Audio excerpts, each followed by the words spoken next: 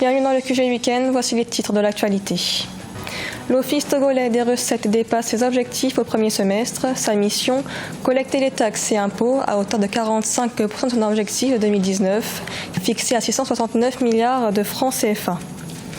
La production de viande au Kenya enregistre une baisse considérable. Le déficit annuel en viande du pays est estimé à 300 000 tonnes, une pénurie qui serait liée à la vétusté des infrastructures. Et puis la République démocratique du Congo a célébré le 1er août la fête des parents, l'occasion de rendre hommage également à ceux qui sont morts. Selon la coutume, en ce jour, les Congolais se rendent au cimetière pour fleurir la tombe de leurs proches. Mais d'abord, la Guinée reçoit le président de l'Inde, Ram Nath Kovind, jusqu'à ce samedi 3 août.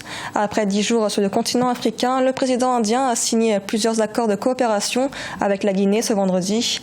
L'Inde envisage en effet d'investir dans le pays, notamment dans la médecine traditionnelle, les énergies renouvelables et les télécommunications. Un protocole d'entente sur l'enseignement supérieur et la médecine à distance est également à l'ordre du jour. Et dans l'actualité également, en Tunisie, le dépôt des candidatures pour la présidentielle a débuté ce vendredi. Au moins 9 aspirants à la présidence ont déposé leur dossier au siège de l'instance indépendante chargée des élections à Tunis. L'élection était prévue initialement en novembre, mais elles auront finalement lieu le 15 septembre suite à la mort du président Bédjé Essebsi le 25 juillet dernier. Au Togo, l'Office togolais des recettes a collecté jusqu'à 48,8% de taxes et impôts au premier semestre, une performance liée aux réformes d'entreprise, notamment dans la promotion du civisme fiscal. L'institution souhaite améliorer ce taux grâce à la mise en place de nouvelles mesures. Et c'est au Bari.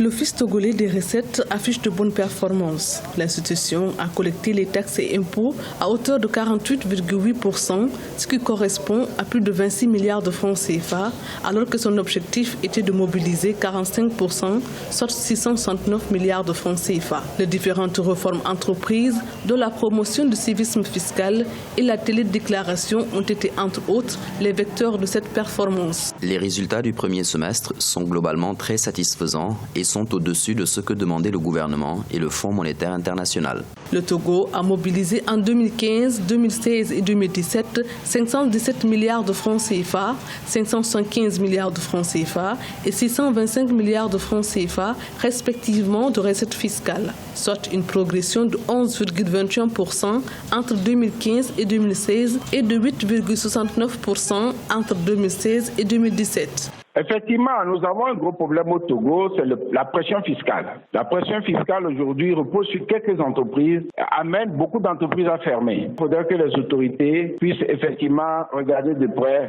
la pression fiscale et la pression des charges sociales pour ne pas décourager ceux qui existent de partir sous d'autres cieux. Le pays a vu son niveau de collecte des taxes augmenter sensiblement depuis 2014, une tendance que l'institution compte rehausser avec l'instauration de nouvelles mesures. Il s'agit de la généralisation du prélèvement de la taxe d'habitation et la retenue de la TVA à la source, ainsi que la retenue de 15% de la valeur en douane sur chacune des importations des opérateurs économiques.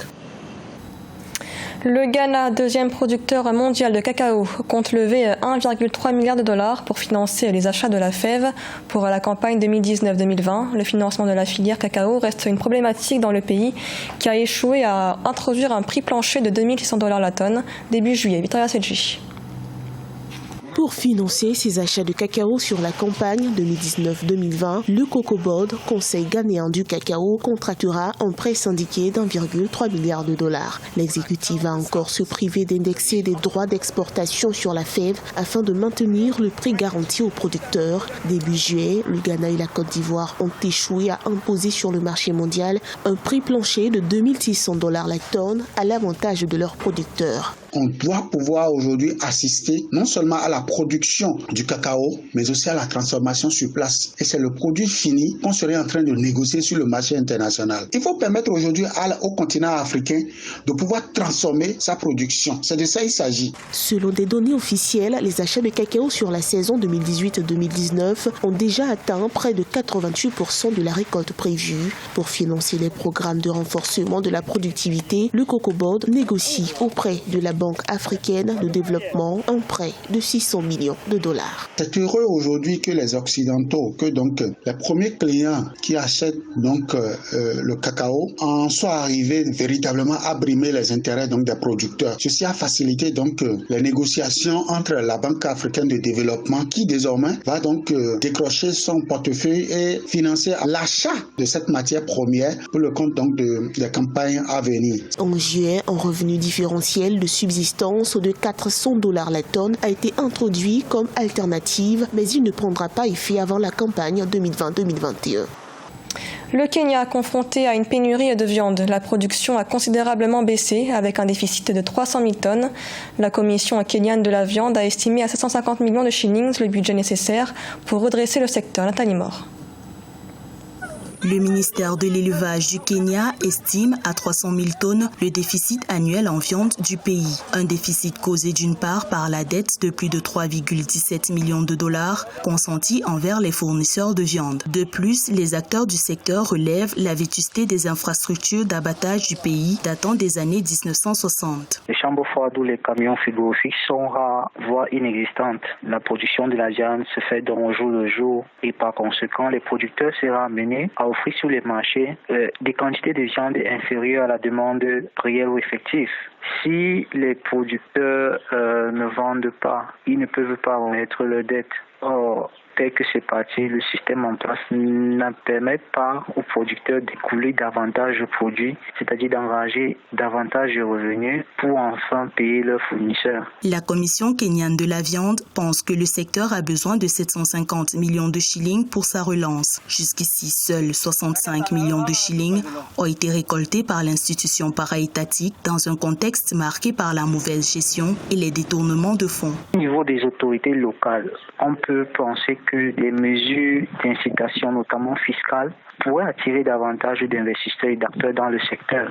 Tout ce qui contribuerait à relancer la production ou alors les activités dans le secteur. La production de viande bovine au Kenya a été estimée à plus de 408 000 tonnes par an. Face à la pénurie de cette denrée, la population s'est tournée vers la surconsommation d'ânes, aujourd'hui déclarée en voie d'extinction imminente dans le pays par l'Organisation des Nations Unies. La République démocratique du Congo a célébré ce jeudi, comme chaque 1er août, la fête des parents, qu'ils soient vivants ou morts. C'est aussi l'occasion pour les Congolais de se rendre au cimetière pour fleurir les tombes de leurs proches. Reportage de notre correspondant Jacques Amboka. En République démocratique du Congo, on célèbre le 1er août de chaque année la fête des parents et la journée des morts. Dans la matinée, ce sont les parents décédés qui sont à l'honneur. Ici, au cimetière de Benteke, dans la périphérie de la capitale, l'ambiance est toute singulière. Gerbes de fleurs à main, les Quinois sont revenus là où les leurs ont été enterrés. Pour moi, quand on dit que les morts ne sont pas morts, moi j'adhère à cette logique puisque ce sont des êtres avec qui on a vécu, qui nous ont été chers. C'est tout à fait logique de garder une mémoire pieuse, venir entretenir là où on les a placés. En ces jours, tous ne se rendent pas au cimetière pour la même cause. Pour certains, c'est une opportunité de se faire un peu de bénéfices. Vente des gerbes de fleurs, boissons traditionnelles, mais aussi vente des services. C'est le cas avec ces jeunes chauffeurs au chômage. Ils peignent les tombes moyennant quelques francs. Je suis en train d'aider les autres. Je n'ai pas un tarif fixe. On peut me donner 3 000 ou 4 000 francs et je fais le travail, pourvu que j'encaisse quelque chose. Un jour, je serai moi aussi enterré ici et je ne sais pas qui va entretenir ma tombe. Voilà pourquoi on doit s'entraider. Après la visite des parents décédés, les après-midi, l'honneur est accordé aux parents en vie. La journée est chômée et payée. L'occasion pour certaines familles de se réunir autour d'un parent, grand-parent, afin de partager un bon repas, apprendre un peu plus sur la famille, les us et coutumes du 1er août en République démocratique du Congo. Ce journal a été réalisé par l'ensemble de la rédaction. Merci de l'avoir suivi. L'information continue sur Africa 24.